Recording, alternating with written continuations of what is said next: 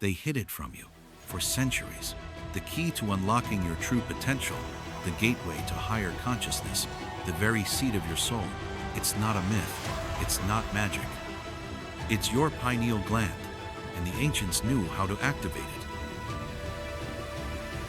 Welcome to Secrets of the Ancients, where ancient mysteries awaken.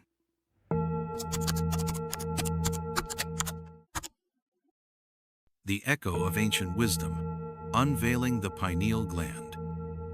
For most folks navigating the hustle and bustle of the 21st century, the term pineal gland might evoke a vague memory from a high school biology class, a fleeting mention glossed over and quickly dismissed. It's that tiny cone-shaped structure, no bigger than a grain of rice, tucked away in the very center of your brain. Harmless, right? A quaint evolutionary leftover, perhaps responsible for a bit of melatonin production and your sleep cycles. Nothing too exciting, nothing revolutionary.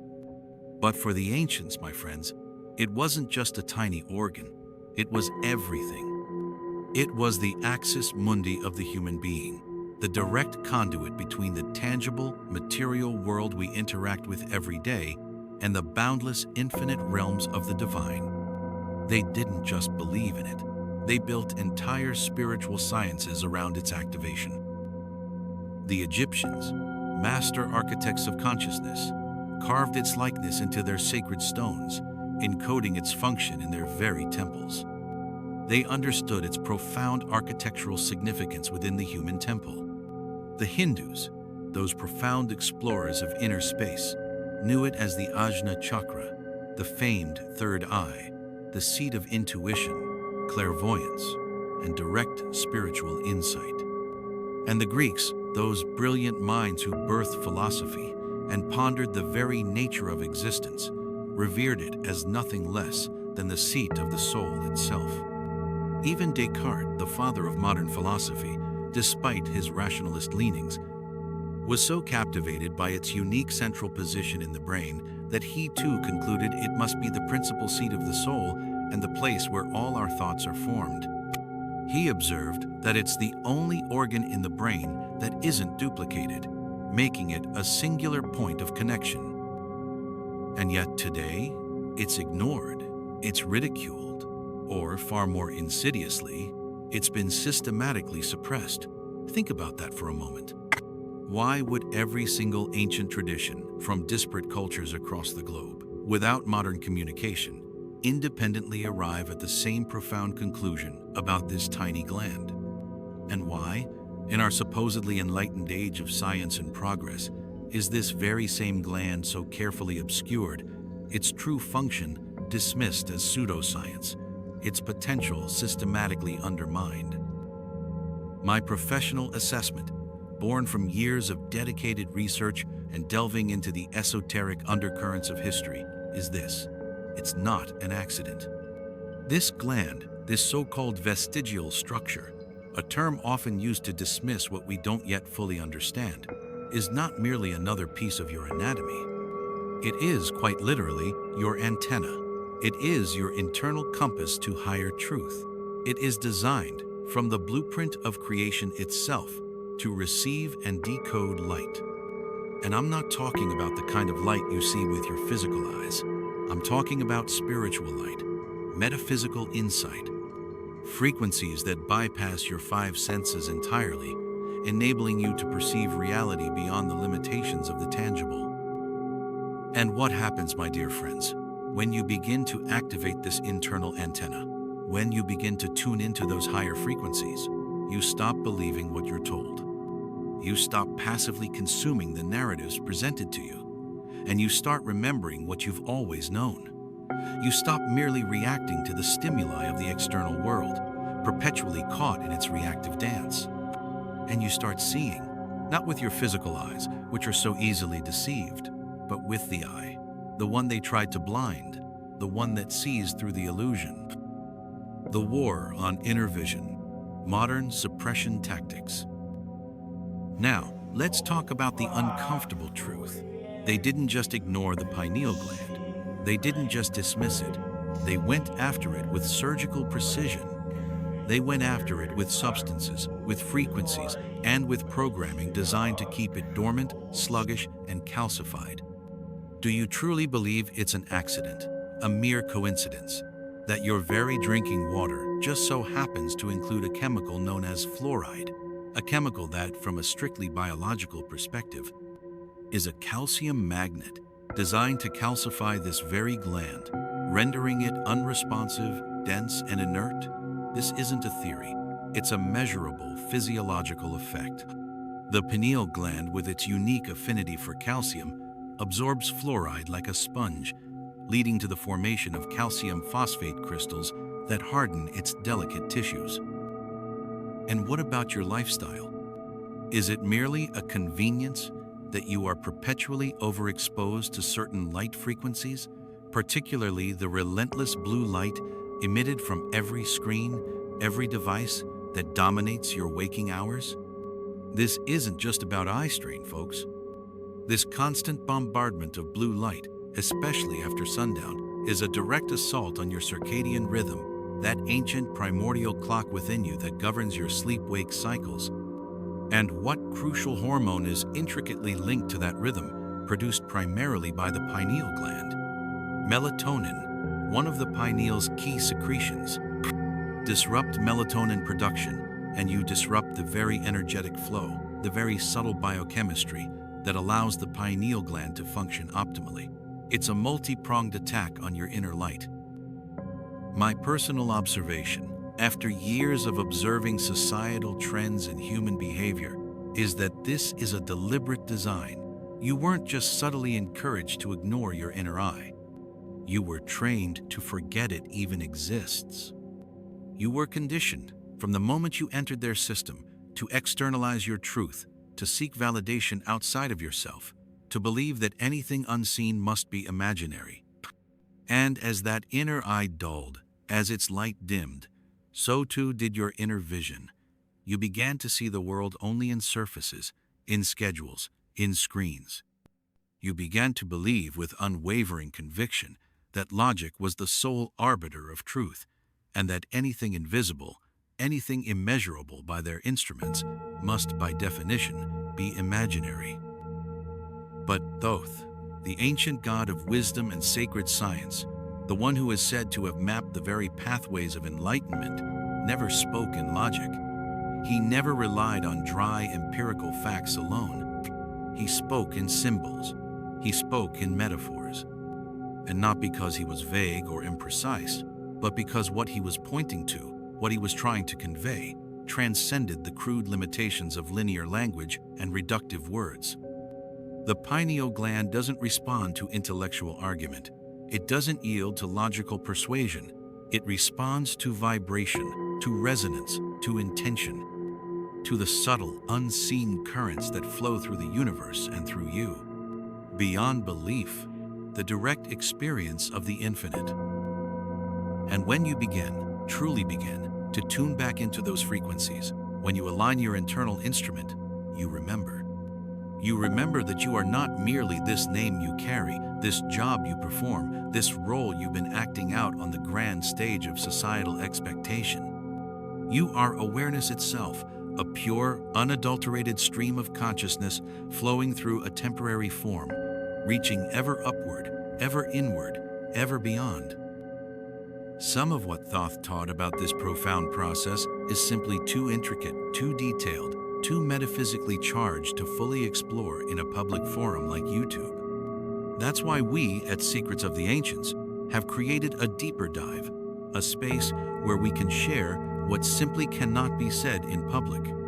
We've built the Insights Academy Newsletter Sanctuary for those truly ready to walk the path of remembrance. And for a limited time when you sign up, you'll receive a complimentary copy of the Kabbalion, a foundational text on Hermetic philosophy, a key to understanding the very laws that govern reality. Just hit the link in the description.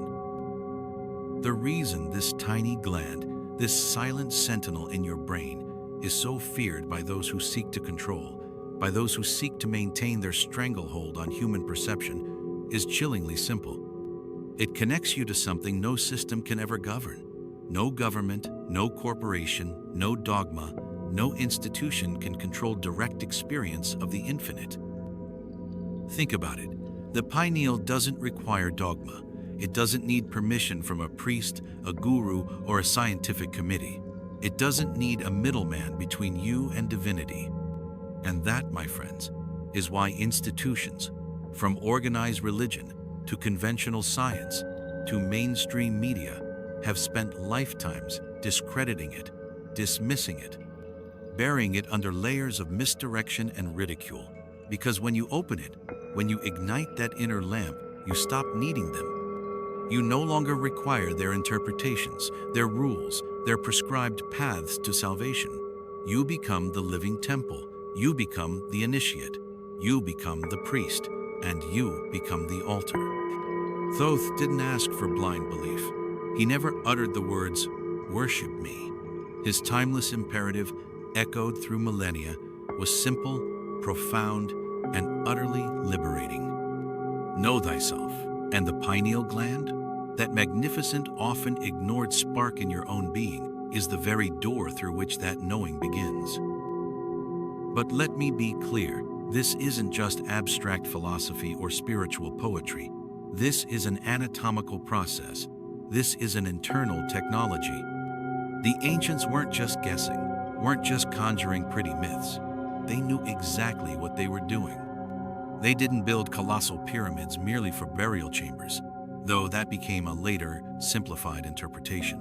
They built them as initiatory chambers, as acoustic resonators precisely tuned to awaken something deep within the human psyche, something that begins right in the center of the brain, in the pineal, where light is born not from the external sun, but from spirit itself, the missing connection, your luminous link to source.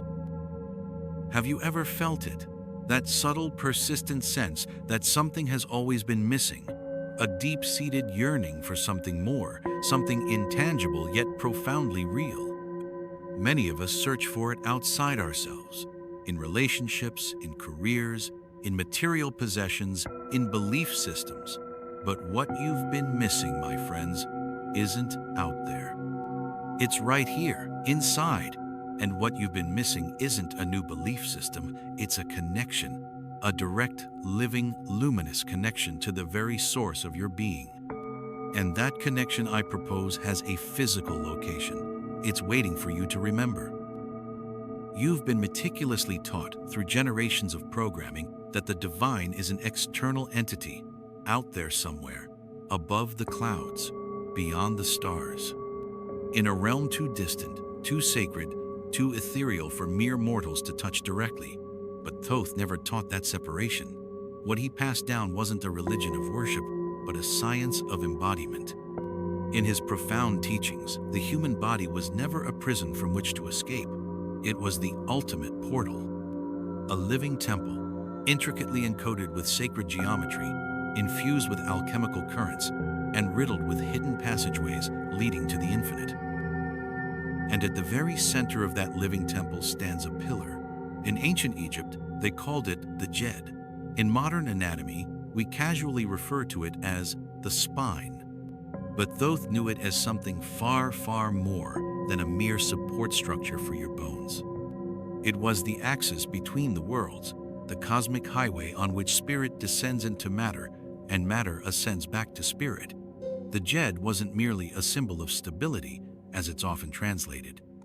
It represented the awakened human, a being who had consciously raised the raw primal energy of the base, the root, all the way to the crown, igniting the inner sun. Every single vertebra, every microscopic nerve channel, every conscious breath you take is an integral part of this magnificent internal system. Your spine isn't just a support structure. It is, quite literally, a conductor. It's a conduit for life force, for consciousness, for the very currents of creation. And once you begin to grasp this profound truth, you realize that enlightenment isn't some random, accidental event, a bolt of lightning from the heavens. It's engineered, step by step, breath by breath, intention by intention. Embodiment, not escape. Thoth's revolutionary technique. Thoth's revolutionary technique wasn't about escaping the physical body to reach some higher ethereal realm. That's a modern misinterpretation, a New Age delusion of profound ancient wisdom. No, his teaching was precisely the opposite. It was about descending fully into the body, mastering it, aligning it, tuning it like a finely crafted instrument. Because until you activate the body's vast, intricate internal energetic network, until you make the vessel whole and coherent, the higher frequencies, the subtle currents of the cosmos, simply cannot anchor within you. You don't plug into the infinite by bypassing the body. You plug into it by tuning the body itself. And the pineal gland, that radiant jewel in the center of your skull, is the crown of that instrument, the final resonance point, the ultimate receiver and transmitter.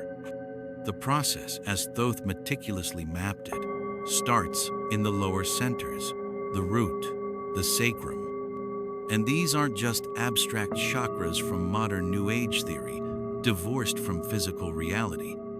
These are specific, identifiable physiological locations within your anatomy, each pulsating with distinct energetic consequences.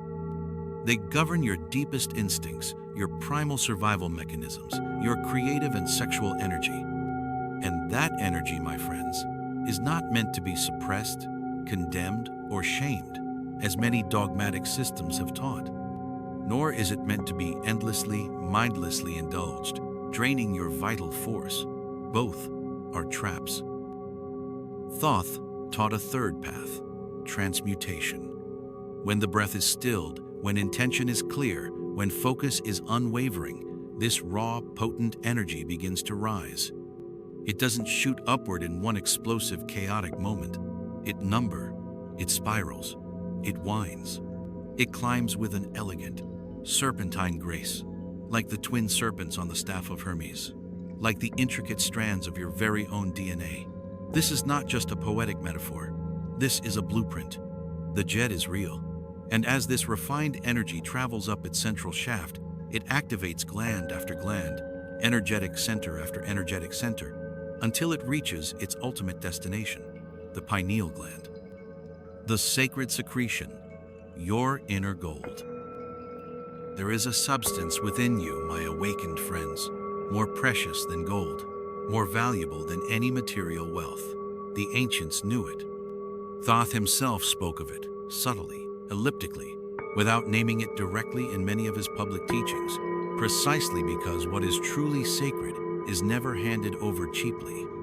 It is earned through inner work, through reverence, through understanding. They called it the oil of light, the sacred secretion, the Christos.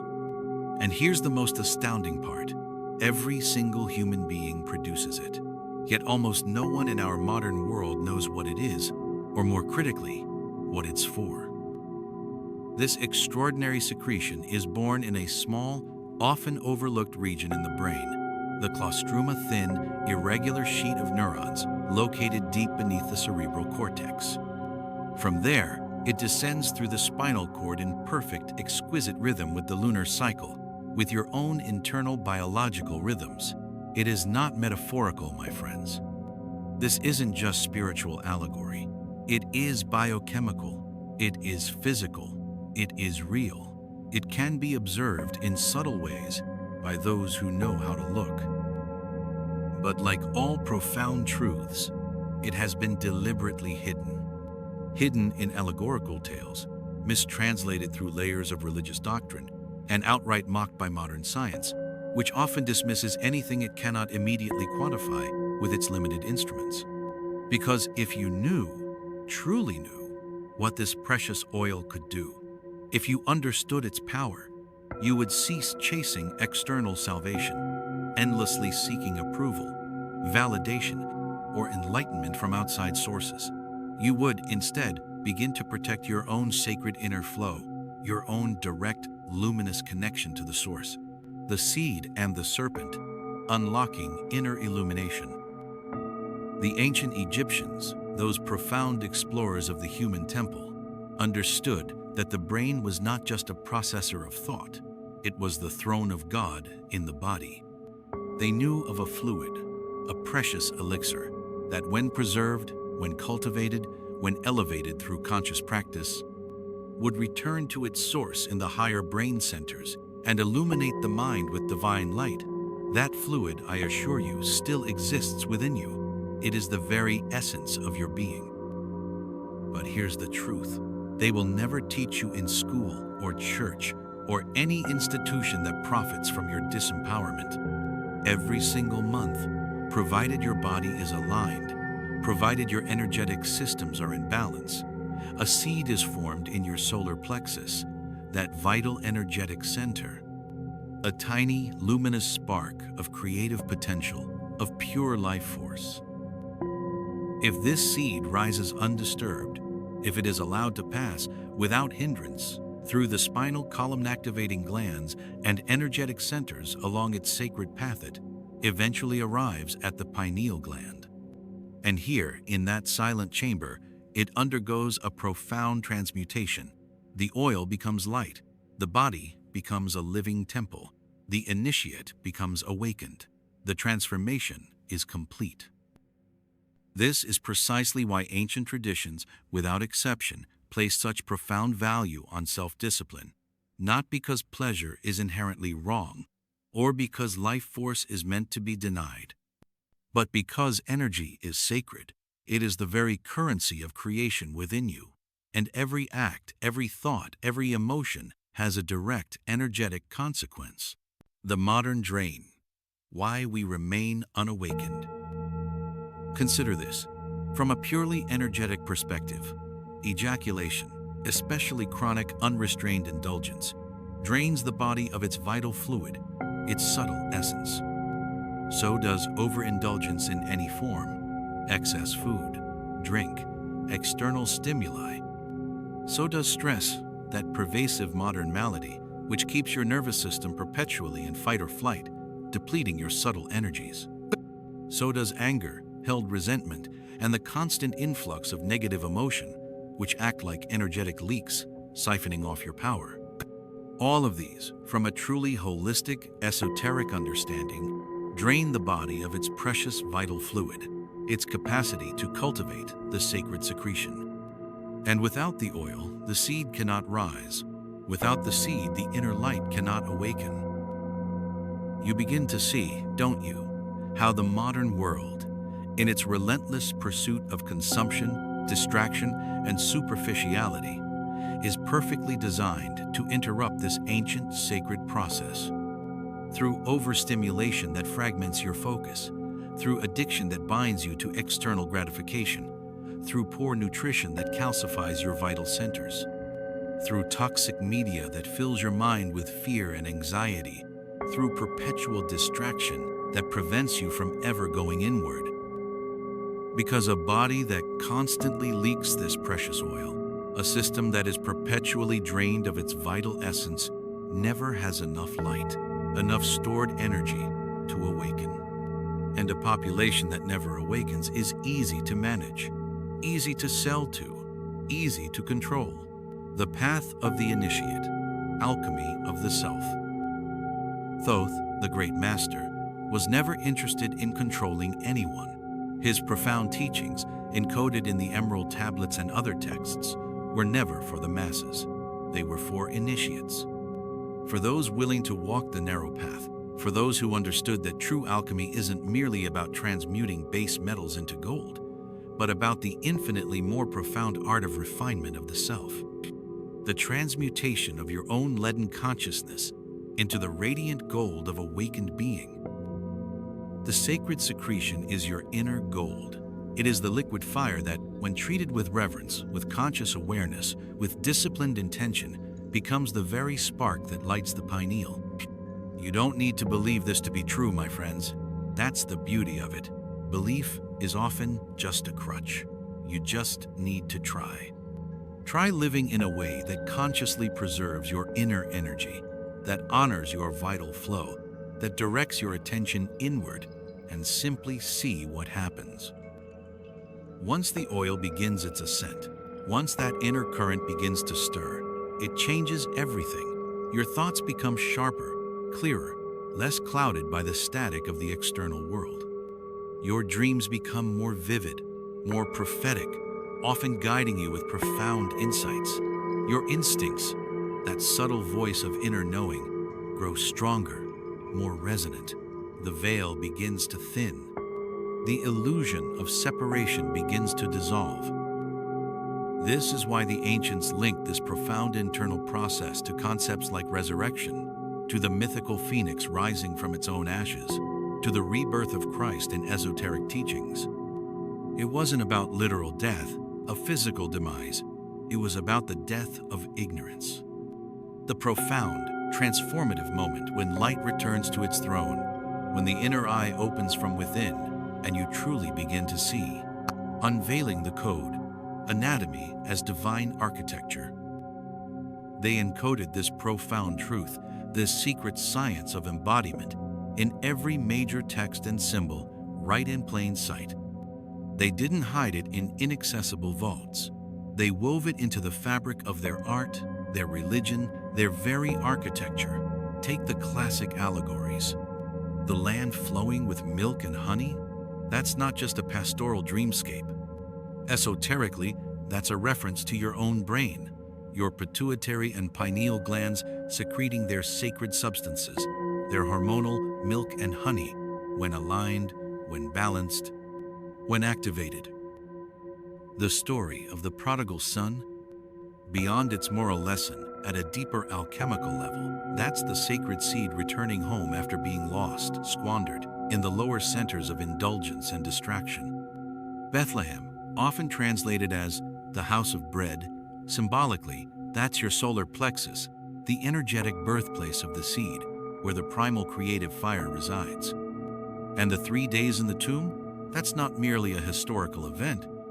Esoterically, that's the precise amount of time the sacred oil, the Christos, rests in the brain, in its tomb, before undergoing its profound transformation, its spiritual resurrection. It was never about abstract history, my friends. It was always about you, about your inner journey, your inner transformation. You've been taught to look outward for signs, for miracles, for divine intervention. But the real miracle, the most sophisticated, most divine process, is unfolding right inside your own anatomy. A biological process so intricately designed, so exquisitely sacred, that it turns matter into spirit, transforming lead into gold. This is not religion. This is sacred science, and it begins when you stop unconsciously wasting your innate power, your vital energy, and start walking the path of preservation. Because the oil of light, that inner Christos, is not unlimited. It is precious. It is finite. And once you begin to preserve it, once you truly honor it, you will begin to understand, with absolute clarity, why the world never wanted you to know it was there in the first place.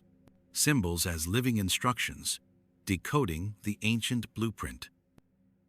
Most people look at ancient symbols, the Ankh, the Eye of Horus, the Jed Pillar, and see little more than art, quaint myths, or decorative curiosities. They see the Ankh and call it a cross, a mere symbol of life. They see the Eye of Horus and dismiss it as superstitious mythology, a protective amulet. They see the Jed Pillar and assume it's just another old carving in stone, a representation of stability. But Thoth, the divine architect of knowledge, never wasted symbols. He encoded knowledge within them, functional, applicable, physiological knowledge, not abstract ideas, but maps, tools, keys. Because once you understand how to read these glyphs, how to interpret their multi-layered meanings, they cease being dead images. They become living instructions. You realize these symbols weren't for worship, they were for activation. They were blueprints for transformation, designed to awaken something within you. Take the Eye of Horus, for instance, often depicted as broken into 6 segments. Each piece, when properly understood, corresponds to a human sense: sight, sound, taste, touch, thought, and intuition. But what most people, even many scholars, entirely miss is this. When you carefully overlay the Eye of Horus on a cross-section of the human brain, it matches the structure exactly. The thalamus, the corpus callosum, the pineal, and the pituitary gland, all of these crucial brain structures are present, subtly encoded in the very lines and curves of that ancient symbol. This is not a coincidence. This is anatomical precision, a hidden code, a profound map, preserved in plain sight for thousands of years, waiting for eyes to see. Then there's the Ankh, universally recognized as a symbol of life, often mistaken for a purely religious icon, but it's far more than that. The top circle of the Ankh represents the pineal gland itself, the 0 point, the divine sun within, the ultimate receiver of cosmic light. The vertical line is the spine, the jed pillar, the energetic axis of the human body. And the horizontal bar? That's the arms of the cross, representing the balance between the physical and the energetic body, the integration of duality, the merging of heaven and earth within the human form. It's a symbol, yes, but it's also a diagram, a profound multidimensional schematic that describes the very same process every true mystic, every initiate, every yogi across the globe has attempted to embody: the raising of inner energy, the awakening of the inner eye, the birth of spiritual light inside the skull. Symbols speak a language the subconscious understands. Unlike modern, linear language, which relies on logic and intellectual processing, symbols bypass the analytical mind entirely. They embed directly into your energetic field, into your deepest awareness, resonating with primal patterns within you. That's why the ancients used them everywhere, on temple walls, on sacred jewelry, in precious manuscripts, and even etched onto their daily tools. Because when you are surrounded by symbols of alignment, when your environment subtly reinforces these ancient truths, the body remembers. It responds. The dormant systems, the latent capacities within you, begin to wake up. Sacred architecture, frequency encoded in stone. Thoth, the cosmic architect, didn't just teach with words or static symbols. He taught with architecture, with geometry, with sound and rhythm. He understood that frequency itself could be encoded into stone, into space. The pyramids weren't built to impress the gods or serve as mere tombs. They were built to resonate with the Earth's natural harmonics, to create a vibrational environment that amplified inner stillness, that facilitated profound states of consciousness. Initiates would lie in these precisely engineered chambers and listen, not with their physical ears alone, but with their bones, their cells, their very consciousness. Every angle, every proportion, every chamber within these magnificent structures was designed to mirror the sacred geometry of the human body itself and to stimulate its hidden capacities, to gently nudge the dormant systems into awakening. What we, in our modern hubris, have largely forgotten is that symbolism is a profound science. Not the kind of science you learn in a sterile lab, dissecting cadavers or observing chemical reactions. No, this is the sacred science of how consciousness operates through matter, how the subtle influences the manifest.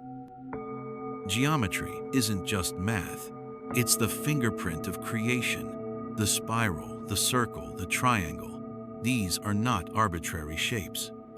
They are universal expressions of the energetic patterns that exist not only in galaxies and fractals, but within you, within your very bones, your organs, your breath patterns. When you meditate inside certain precisely constructed shapes, your energy field subtly changes. When you chant specific ancient sounds or mantras, your brain shifts frequencies, aligning with higher states. When you breathe in rhythm with sacred proportions, your nervous system realigns, recalibrating itself to its optimal state.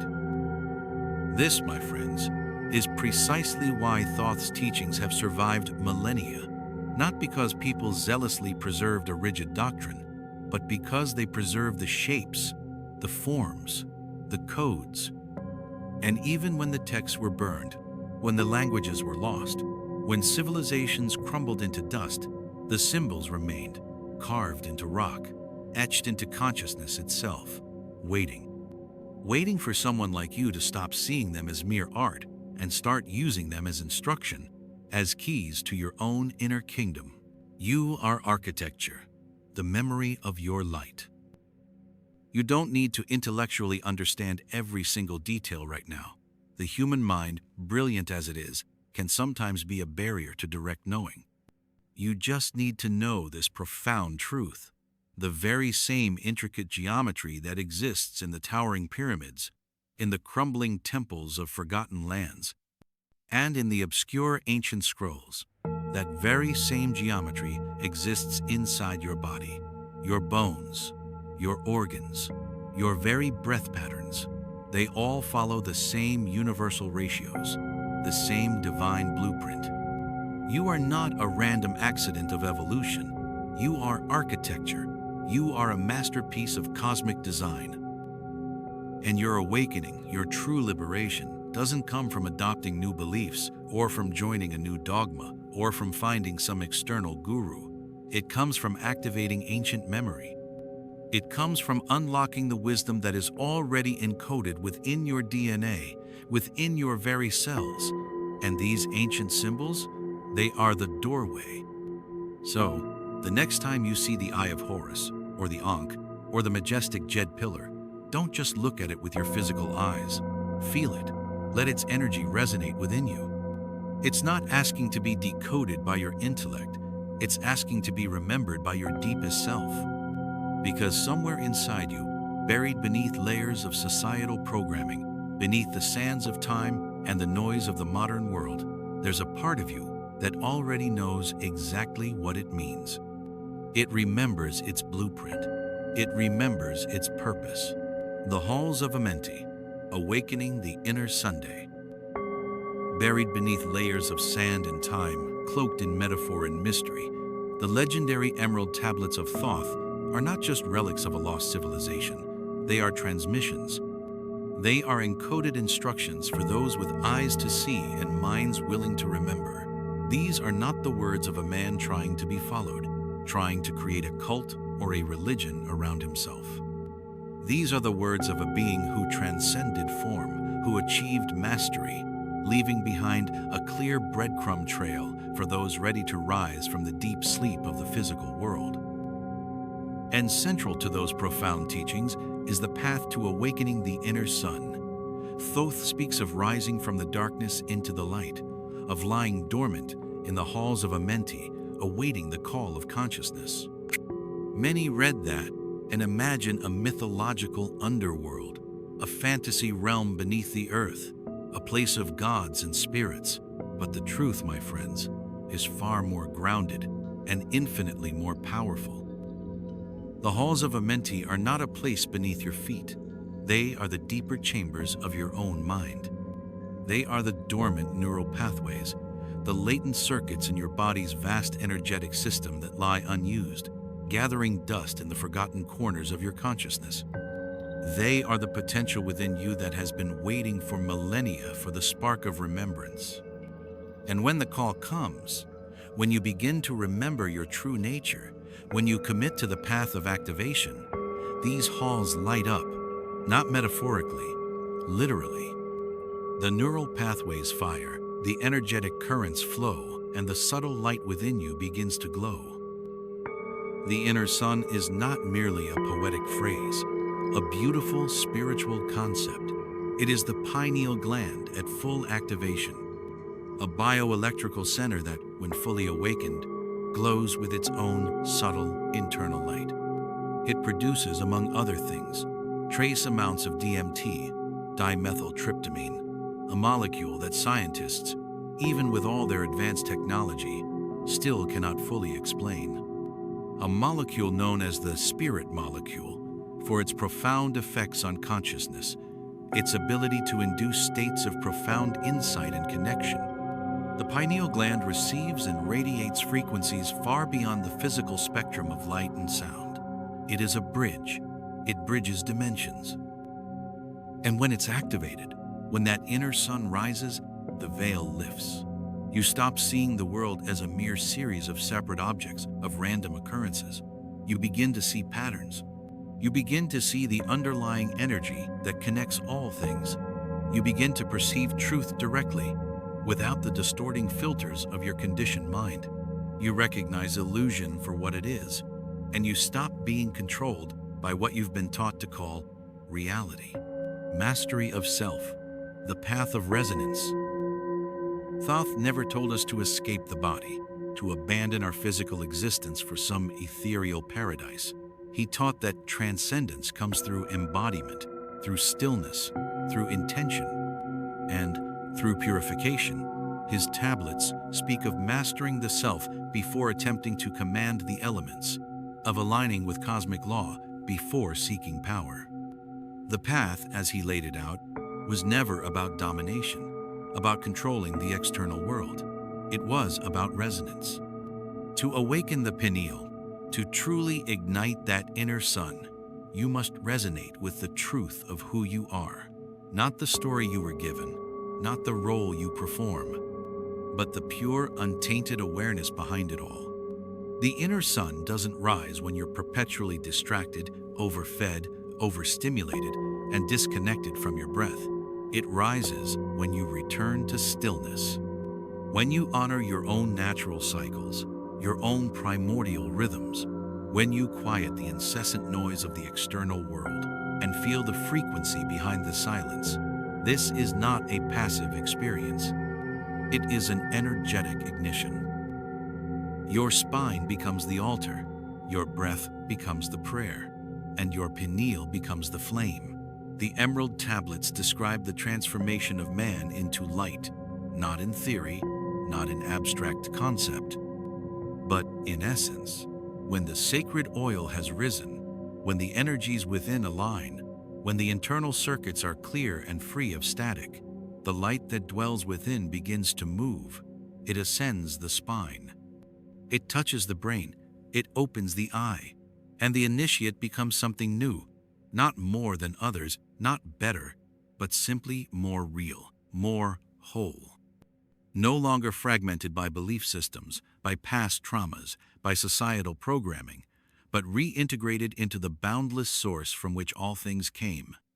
The application of ancient wisdom, your inner instrument. This is why Thoth wrote in code.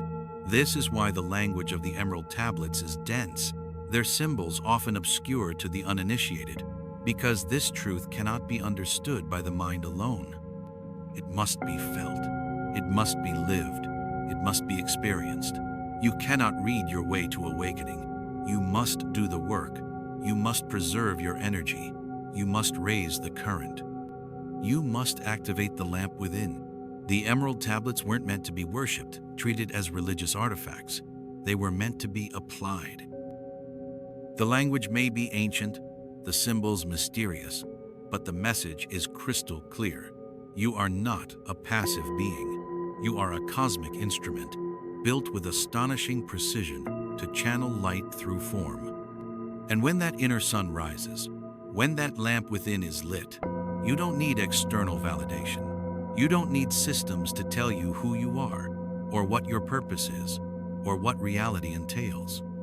You become your own source of knowing, your own guide, your own light.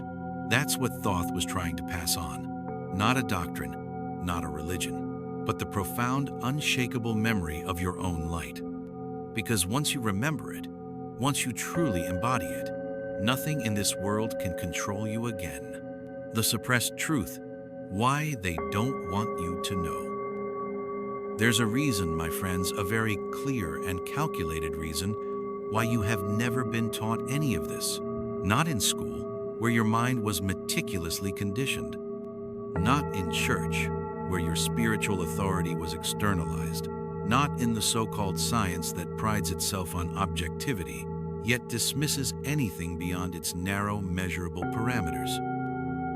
There's a reason the pineal gland is casually dismissed as a vestigial relic, a biological leftover with no significant function beyond sleep regulation. There's a reason ancient teachings, once the very bedrock of human understanding, are laughed off as quaint mythology or primitive superstition. There's a reason symbols like the Eye of Horus, once sacred maps of consciousness, have been reduced to mere fashion accessories, commercialized and stripped of their power. It's not because the knowledge was wrong. Oh no, it's because it was too powerful.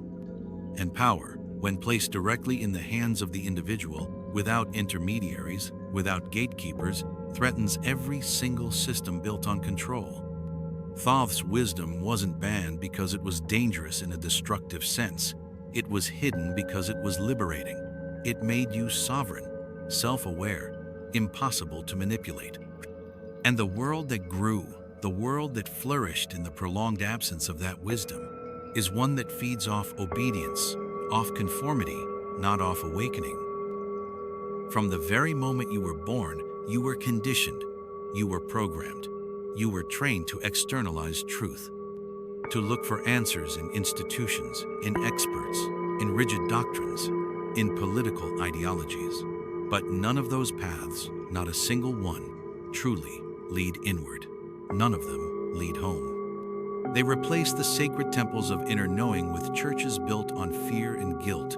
They replace the profound geometry of sacred space, designed to align your energetic field with walls of dogma and sin. They replaced breathwork, that ancient, powerful practice of inner transformation, with confession and blind obedience. They replaced energy preservation, the cultivation of your vital fluid, with shame around natural desires. They replaced inner knowledge, the direct experience of the divine, with blind belief in external authority. They took alchemical transformation, the profound process of refining the self, and rebranded it as sin. They took sacred symbols, powerful keys to awakening, and turned them into warning signs, prohibitions, or meaningless decorations. Anything that directed you inward, anything that empowered you as an individual, was painted as dangerous. Anything that made you question authority, anything that illuminated your own inner truth, was labeled rebellion. And anyone who dared to claim to hold the light within them, who dared to speak of inner divinity, was crucified, silenced, or turned into a symbol of passive suffering, stripped of their power. The matrix of control, the war on the pineal gland, is real. The war on the pineal gland is real, not just in metaphor, not just in abstract theory, but in method. Fluoride in the water, designed to calcify and render it inert. Processed foods filled with chemicals and devoid of life force, designed to numb your nervous system, to make you sluggish and unresponsive. A society that glorifies overstimulation, noise, and constant external input, while ridiculing stillness, quiet contemplation, and inner peace. It's all part of a meticulously constructed matrix, a sophisticated system designed to keep you from ever lighting that lamp within. Because when the pineal awakens, when that inner sun rises, the illusion dissolves, the veil lifts. You stop needing permission to exist, to create, to thrive. You stop chasing validation from a world that profits from your insecurity. You begin to see through the systems designed to keep you in a perpetual loop of working, consuming, fearing, doubting, repeating. You see the strings, you see the game, and you understand that you have the power to simply step out of it. Why do you think ancient knowledge was systematically pushed underground? Why do you think the Hermetic teachings, once openly displayed in temples, were driven into secrecy, encoded in layers of metaphor? Why were the sacred texts of the East turned into exotic curiosities, discussed in academic circles, rather than embraced as serious, practical tools for transformation? Because real awakening doesn't need a middleman. It doesn't generate profit for the few. It doesn't require hierarchy or complex organizations. It doesn't serve the state, or the corporation, or the organized religious structure. It serves you. And that kind of radical independence, that kind of self-sovereignty, is the ultimate threat to any system built on control. Unshakable truth, the power of remembrance. They want you docile, not dangerous, distracted, not disciplined, addicted, not aligned. Because a person who consciously preserves their sacred energy, a person who turns their attention inward, who cultivates their inner light, becomes something profoundly rare in this modern world, unshakable. And unshakable people don't fall for false narratives. They don't buy their worth from advertisements. They don't wait for permission to live fully, to express their truth, to follow their inner guidance. They remember who they are. This is why you've been taught to dismiss ancient symbols as fantasy, why you've been conditioned to equate mysticism with madness, with delusion.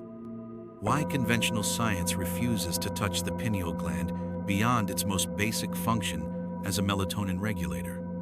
Because the very moment it acknowledges that this gland might do more, that it might be a gateway to higher consciousness, the entire worldview it's painstakingly built on begins to crack. And when it cracks, the light gets in. The very same light Thoth spoke of, the very same light you carry inside you. You don't have to reject the world, or become a hermit, or abandon society to see through it. You just have to stop letting it define your limits, define your truth, define your reality. Because there is no law of nature that demands your conformity. There is no divine mandate that says you must forget your origin, forget your power, forget your connection to something infinitely higher. What's truly unnatural is the way you've been trained to ignore your own intelligence, your own power, your own profound connection to the source of all being. And the most tragic part? Most of us didn't even realize it was happening. That's how deep the programming runs, but it's not irreversible. Awakening doesn't come from anger or from fighting the system on its terms. It comes from clarity, from the conscious choice to stop leaking your precious energy into systems that feed off your fear, your distraction, your insecurity, and instead to begin directing that energy back inward, to cultivate it, to refine it. That's when the war ends, not because the system suddenly surrenders, but because you stop feeding it with your attention, with your compliance, with your fear. And that, my friends, is what they fear the most. Not violent revolution, but quiet remembrance. Because one awakened being cannot be controlled. And many? They begin to build a world the old system simply cannot survive in. The mechanical act, your breath, your body, your attention. This path, the path of remembrance, isn't built on belief alone. It's built on practice. Thoth didn't leave us magnificent temples so we could merely worship stones or admire ancient art. He left us blueprints, coded into rituals, symbols, geometry, and the very structure of the human body itself. Blueprints for how to activate something profound within. The technique he taught was never meant to be mystical in the abstract sense. It was mechanical.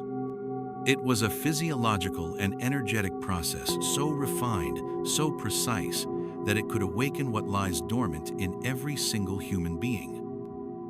But modern minds, conditioned for instant gratification, want shortcuts, quick fixes, instant enlightenment. That's not how this works, my friends. There's no pill, no app, no hack that will instantly awaken you. There is only you, your breath, your body, and your attention. The technique, as Thoth taught, begins with the foundation, the breath, not the shallow, unconscious breath most people take, trapped in a perpetual state of stress and fragmentation, but conscious, rhythmic, refined breathing. Breath is the carrier of life force. Thoth taught that to raise the energy up the jed, up the central pillar of your spine, you must first master the breath. It becomes the pump, the activator. Each inhale draws in potential. Each exhale purifies stagnation. But it's not just about oxygen exchange. It's about awareness. Breath, when done with intention, naturally draws your attention inward, aligning body and mind, preparing the temple for something sacred. And what follows the mastery of breath? Stillness. In a world addicted to movement, to noise, to constant external stimulation, stillness is power, profound power. It's in stillness that the cerebrospinal fluid, the very sacred secretion we spoke of earlier, can rise. As the breath slows, becomes deeper and more rhythmic, the spine naturally elongates, and the nervous system relaxes its grip. This precious fluid, this inner elixir, begins to flow upward. It's not magic, it's physics. The more you preserve your inner energy through retention, through practices like mindful eating or occasional fasting, through conscious discipline, the more charge you build in the lower energetic centers. And that charge doesn't just stay there. It seeks to rise, to spiral, to climb, and the spine is its staircase. But this isn't just biological, it's electrical. Your spine is filled with nerves, with intricate channels of communication, with a vast energetic network. When the breath is aligned with clear intention, and the energy is retained rather than dispersed, it creates a powerful electromagnetic field within the body. This field is measurable. It changes your brain waves. It enhances your heart coherence. It profoundly impacts your hormonal balance. And as this field strengthens, the pineal gland, buried deep in the center of the brain, begins to stir. The pineal, you see, is covered in tiny, microscopic piezoelectric crystals. Yes, physically, these crystals respond to pressure, to vibration. When the cerebrospinal fluid rises and bathes the pineal, when the breath and stillness align, it creates a charge. That charge activates these crystals. They begin to vibrate. And in that vibration, a signal is sent, not just through your nervous system, but beyond it, outward, inward, through dimensions most have forgotten how to sense. The awakening, beyond linear time and space. This is the moment ancient traditions across diverse cultures called the awakening of the inner sun. Not just a flash of insight or a fleeting spiritual experience, but a deep, profound illumination. The gland glows, secretes its sacred chemistry, and you begin to feel it as a subtle pressure in the head, as a luminous light behind closed eyes, as a knowing that doesn't come from the mind's incessant chatter, but from a deeper, more primal source. This is when time begins to dissolve. You are no longer merely in the room, bound by its physical confines. You are in all rooms. You are not confined to your name, your identity, your ego. You are in your essence. Thoth described this experience as rising above the flesh, as traveling through the gates of space, as becoming one with the all. But again, he wasn't being poetic in an abstract way. He was describing with chilling precision what happens when you activate the full capacity of the human system. You begin to experience multidimensionality. Time is no longer linear, a fixed progression of moments. Space is no longer fixed, a rigid container. You see through illusion with profound clarity because the eye within you has opened. But this technique, this profound inner technology, is not a one-time event. It is a discipline, a rhythm, a way of living. You align your actions to consciously support the rise of energy. You eat, not to feed craving or emotional emptiness, but to nourish light. You breathe, not merely to survive, but to awaken. You meditate, not to escape the world, but to engage it more deeply, from a place of profound clarity, of boundless vision. This is what it means to truly walk the path of the initiate, to take radical responsibility for your inner fire and to guide it, step by step, breath by breath, toward illumination. Collective evolution, the ripple effect of awakening. But the journey of awakening, the true path, doesn't end with personal illumination. That's merely the beginning. Because an awakened being, a person who has ignited their inner sun, who has remembered their true connection to the infinite, naturally, inevitably, becomes a radiant source of light in the world. You begin to embody something contagious: truth, clarity, unconditional love. And when enough individuals awaken, when enough lamps are lit, something truly magnificent begins to happen on a collective scale. The very fabric of the collective dream, the shared human experience, begins to transform. You don't need to preach. You don't need to convert. You simply need to be. To embody the light you've awakened within. Because an awakened individual, by their very presence, by their very frequency, outgrows systems of control. They simply don't resonate with fear, with scarcity, with manipulation. And when enough people shift their frequency, when enough people reclaim their inner sovereignty, the old systems, the old paradigms, simply lose their power. They don't need to be overthrown by force. They simply become irrelevant. They stop being fed by our attention, by our fear, by our compliance. They stop having any hold over us. This is the ultimate evolution, not merely a biological progression, but a conscious evolution of humanity, a collective awakening, driven by individual acts of remembrance. The ancient wisdom of Thoth, the profound science of embodiment, is not just for personal gain. It is a blueprint for a new humanity. A humanity that remembers its divine origin, that reclaims its inherent power, and that builds a world based on truth, connection, and boundless light. Remember, don't learn. Your birthright awaits. The ultimate message of Thoth, the core truth that echoes through the millennia, is not about learning something new. It is about remembering. It's about peeling back the layers of conditioning, the societal programming, the forgotten knowledge, to reveal the truth that has always resided within you. This profound connection, this inner illumination, is your birthright. It's not something you earn, it's something you reclaim. You are not broken. You are not incomplete. You are not awaiting some external savior. You are already whole. You are already connected. You are already divine. The tools, the maps, the sacred architecture, they are all encoded within you. All that's required is the commitment to embark on the journey inward, to turn your attention, to breathe with intention, to cultivate stillness, to preserve your sacred energy, to activate the lamp. This isn't just theory.